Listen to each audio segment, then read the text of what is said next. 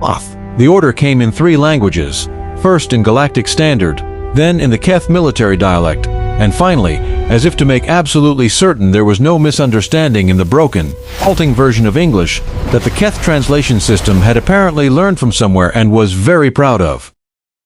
Marcus Vale looked at the floor. Then he looked at the alien commander who had just given the order. Then he looked at the floor again, in the specific way a man looks at something he is genuinely considering before deciding against it for reasons that are difficult to explain quickly. "I'd rather not," he said. "If you've never seen an entire military command center go completely silent at once, it's a specific kind of quiet, not the quiet of an empty room, the quiet of 40 armed soldiers simultaneously deciding they misheard something. Welcome to HFI Universe, where humanity keeps surprising the galaxy one awkward moment at a time. Hit subscribe right now because trust me, this one gets better." Let's go back to the beginning. Marcus Vale's official job title was Independent Trade Liaison, which was a diplomatic way of saying he worked alone, moved fast, and asked very few questions about the nature of the cargo he transported between the outer colony stations and the mid-rim trading posts that the larger shipping companies considered too small to bother with. He was not, by any reasonable definition, important. He did not represent any government, any military force, or any organization with enough political weight to make his detention inconvenient for anyone. He was 34 years old, had been flying the same mid-range freighter for 6 years, and his most notable professional achievement was a perfect on-time delivery record that he was genuinely more proud of than anything else in his life.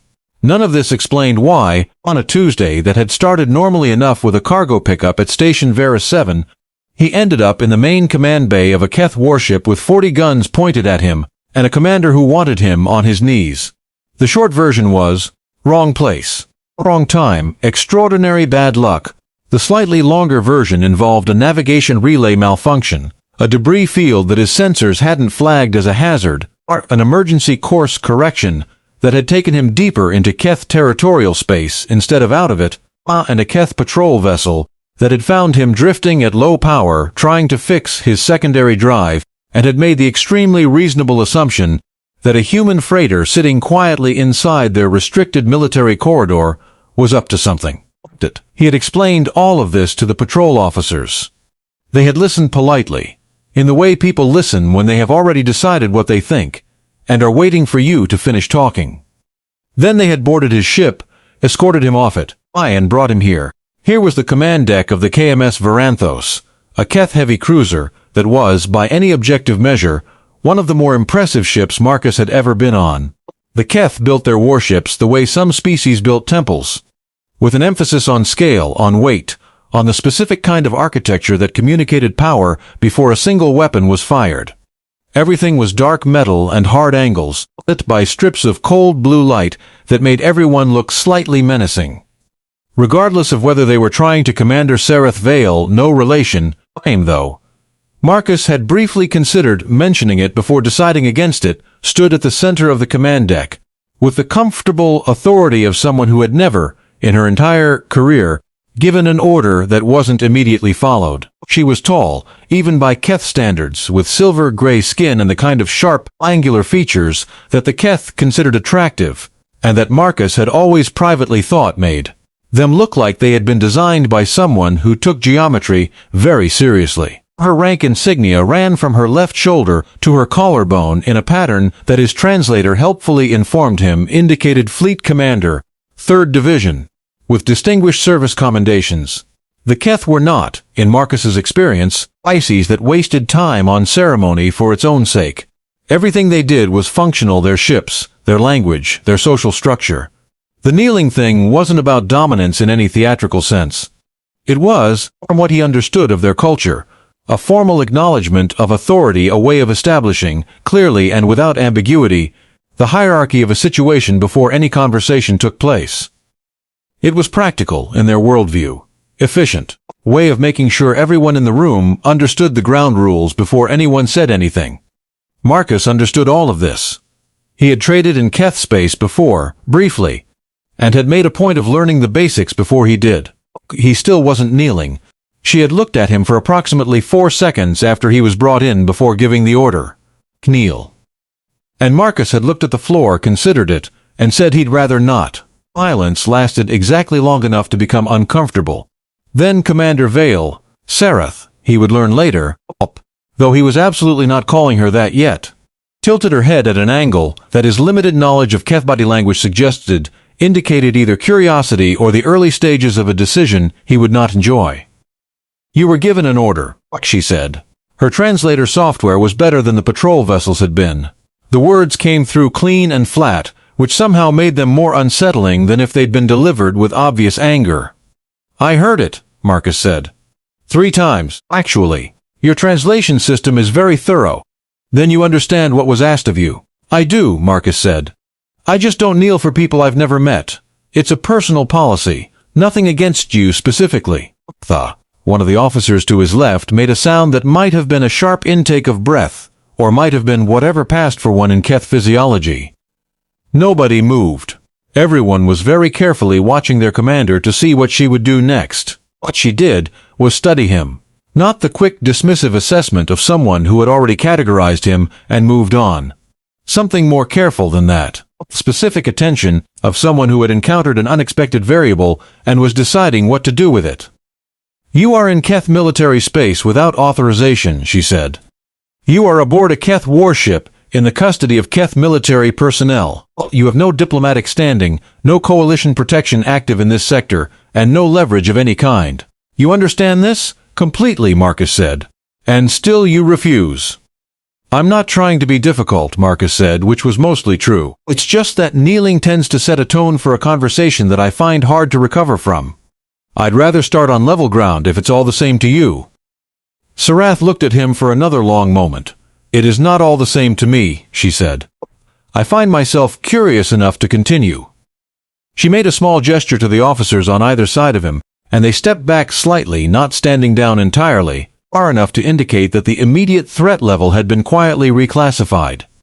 "Your ship's navigation logs," she said. "They have been pulled for review." "Good," Marcus said. "They'll confirm everything I told your patrol officers." "They already have," Serath said. Marcus blinked. "Then why am I still here?" "Because," Serath said. And for the first time something in her expression shifted, not quite the softening he would have called warmth, but something adjacent to it, something that suggested there was a version of this conversation she was finding less straightforward than she'd expected. "Your logs confirmed the navigation malfunction. They did not explain why. When my officers attempted to escort you from your vessel, you walked through a sealed pressure door." Marcus opened his mouth, then closed it. "To clarify," Serath continued, her voice carrying the careful neutrality of someone reading from a report they found personally bewildering, "the door was locked, magnetically sealed, rated to withstand pressures that would be relevant in a hull breach scenario. Awesome. Your officers report that you walked into it, it did not open, and then you walked through it. The door is currently displaying structural stress readings that our engineers describe as inconsistent with any force we can attribute to a human being," Marcus said. "Yes," Serath agreed. Is not an explanation." "I know," Marcus said. "I'm working on one. Take your time," she said dryly. "We have the sector to ourselves." The explanation, when it came, was not satisfying to anyone, including Marcus. The honest truth was that he hadn't noticed. That was the part that kept making the Keth science officer assigned to his case look like she was reconsidering her career choices every time he said it. He genuinely had not noticed. He had been frustrated. It had been a long day, a longer week, personal, and being escorted off his own ship by soldiers who wouldn't tell him what was happening had pushed his patience to a place it didn't usually go. And he had walked toward the door expecting it to open, and when it hadn't, he had apparently continued walking anyway, and it had. "You exerted enough force to permanently deform a Class 4 magnetic seal," the science officer said, for the third time, as though repetition would make it make more sense, without noticing. "I was thinking about something else," Marcus said. "What were you thinking about?" "Whether I'd make my delivery deadline." The science officer wrote something down, and then stared at what she'd written for a long time. "You exerted enough force to permanently form a Class magnetic seal," the science officer said, for the third time, as though repetition would make it make more sense, without noticing. "I was thinking about something else," Marcus said. "What were you thinking about?" whether I'd make my delivery deadline.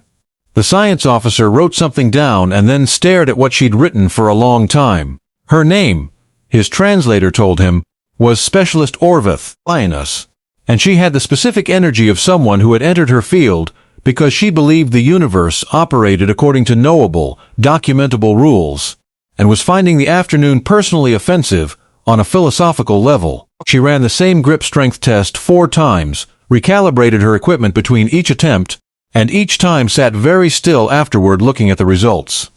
These numbers, she said at one point, to no one in particular, are not possible. I'm getting that a lot today, Marcus said. You should not be this calm about it. I've had a long week, Marcus said. My bar for surprising things is pretty high right now. Orveth looked at him for a moment, with the expression of someone deciding whether that statement was reassuring or the opposite. She wrote something else down. Marcus strongly suspected it was not flattering. The medical scans that followed were thorough, professional, and deeply inconclusive. His bone density was higher than standard human baseline. His muscle fiber composition showed some anomalies that the Keth medical team described as outside our reference data for your species, and his pain response testing produced results that 3 separate technicians reviewed before agreeing that their equipment was probably calibrated incorrectly, because the alternative was difficult to process. Marcus sat through all of it with the patience of someone who had spent 6 years navigating bureaucratic delays in outer colony shipping, and had learned that the fastest way through any process